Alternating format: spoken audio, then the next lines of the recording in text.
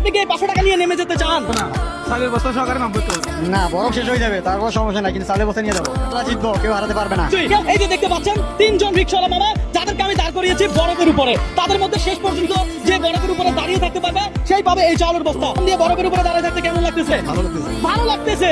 আপনার কেমন লাগতেছে বরফের উপরে এই গরম দিয়ে? ভালো লাগতেছে। ভালো লাগতেছে। দেখা যাক সর্বশেষ কে টিকে থাকতে পারবে। আন্টি কে জিতবে কি মনে হয়? দিনাজপুর। আমরা সবাই দেখি দিনাজপুরের সাপোর্টার। দর্শক আপনি অগ্রিম কমেন্ট করেন যে আসলে কে জিতবে। তখন আমি একটা অফার দিব।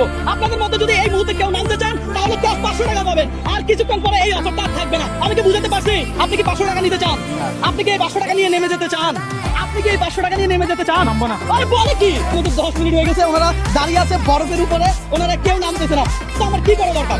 আমি এই মুহূর্তে ঘোষণা করে দিলাম আপনারা তিনজনেই পেয়ে যাবেন চালের বস্তা। নেমে যান, নেমে যান। আমি আজকে নিজেই হার মানলাম। তিনটাতে চালের বস্তা গাছেন। আজকের ভিডিও এই তিনজন